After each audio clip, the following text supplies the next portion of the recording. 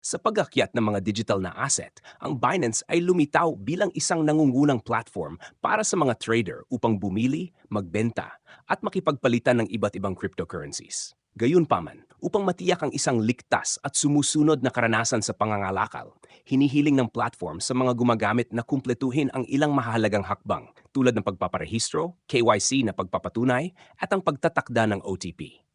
Sa video na ito, magbibigay ako ng malinaw na gabay sa mga hakbang na binanggit ko kanina upang tulungan kang magsimula sa Binance. Siguraduhing magbigay ng pansin at manood hanggang sa dulo upang hindi mo makaligtaan ang anumang hakbang.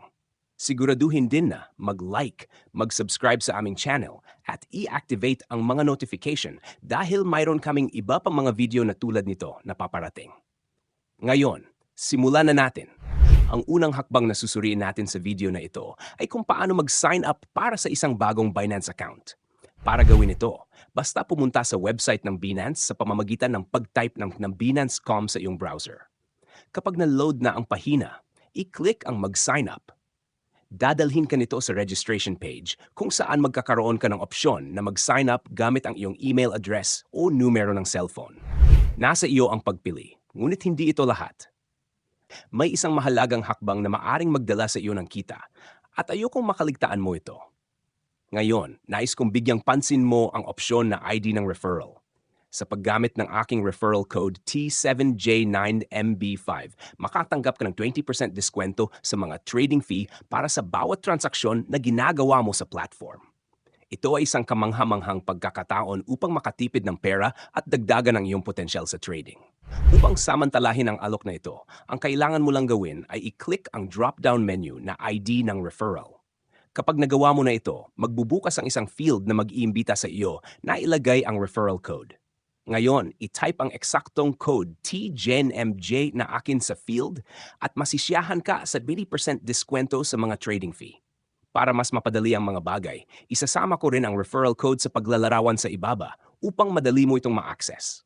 Kaya, huwag palampasin ang pagkakataong ito upang makatipid at mapalakas ang iyong karanasan sa trading. Kapag nakumpleto mo na ang referral code, ilagay lamang ang iyong email address o numero ng cellphone. Siguraduhin ito ay isang email address na regular mong chinecheck at ligtas. Pagkatapos, magdesisyon ng isang malakas at natatanging password. Tandaan na ihalo ito gamit ang kombinasyon ng mga numero, simbolo, malalaking titik at malilit na titik. Makakatulong ito na mapanatiling ligtas at protektado ang iyong account. Bago i-click ang gumawa ng account, siguraduhin i-check ang kahon para sa mga tuntunin at kondisyon. Mahalaga ito upang matiyak na naunawaan at tinatanggap mo ang mga alituntunin at regulasyon ng Binance. Kapag natapos mo na ang mga hakbang na ito, i-click ang gumawa ng account. Magpapadala sa iyo ng email at ang kailangan mo lamang gawin ay i-click ang button na kumpirmahin ang email upang makumpleto ang pagpaparehistro. At sa ganitong paraan, magiging may-ari ka ng isang Binance account. Ngayon, ito ay ang unang hakbang sa 3 hakbang na tatalakayin natin sa video na ito. Bago ka makabili ng mga cryptocurrency sa Binance, kailangan mong kumpletuhin ang isang proseso na tinatawag na KYC. Ito ay tulad ng pagpapatunay ng iyong pagkakakilanlan dahil kailangan ng Binance na malaman kung sino ka para sa mga legal at seguridad na dahilan. Ang KYC sa Binance ay may iba't ibang antas. Bawat isa ay may kanya-kanyang kinakailangan at benepisyo. Ang mga antas na ito ay tumutulong sa Binance na sumunod sa mga alituntunin sa iba't ibang rehiyon at magbigay ng serbisyo sa mga na-verify na gumagamit. Mayroong 3 pangunahing antas: na-verify Plus, at customized limit. Ang pagkumpleto ng KYC ay tumutulong upang panatilihing ligtas at maasahan ng Binance para itong pagpapatunay ng iyong pagkakakilanlan kapag nagbubukas ng bank account. Ang pagkumpleto ng KYC sa Binance ay isang simpleng proseso. Sundin lamang ang 5 simpleng hakbang na ipapakita ko sa iyo ngayon. Ang unang hakbang ay ang pag-access sa pahina ng pagkakakilanlan ng Binance.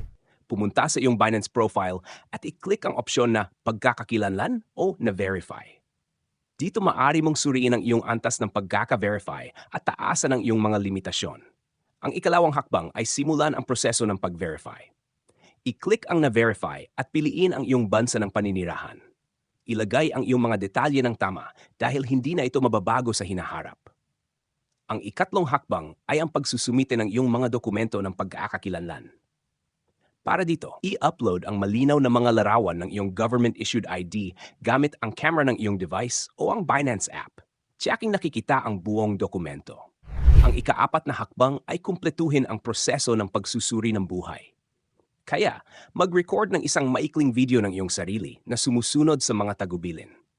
Tiyaking ikaw ay nasa isang maayos na maliwanag na lugar at alisin ang anumang mga sombrero, salamin o filter.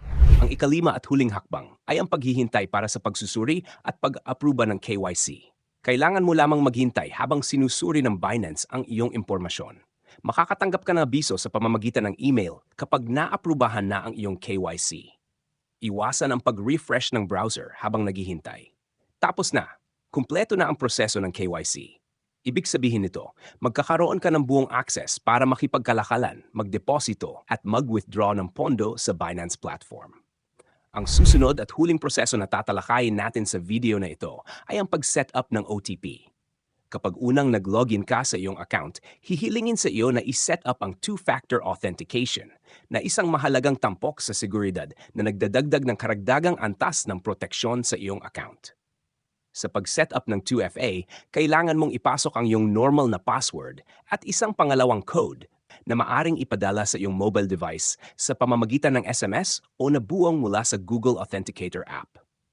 Kapag na-set up ng 2FA, handa ka ng pondohan ang iyong account. Ibig sabihin nito, maaari kang maglipat ng mga cryptocurrency sa iyong Binance account mula sa isang crypto wallet o mula sa ibang exchange. Tandaan, ang pagprotekta sa iyong account ay mahalaga upang mapanatiling ligtas ang iyong mga cryptocurrency. Sa pag-enable ng 2FA, nagdaragdag ka ng karagdagang antas ng proteksyon sa iyong account at tinitiyak na ang iyong mga pondo ay ligtas. Dito na natin tatapusin ang video ngayon. Marami pang mga video ang nakahanda, kaya't mag-subscribe at i-on ang notification. Samantala, tingnan din ang mga nakaraang video. Magkikita-kita tayo sa susunod na video.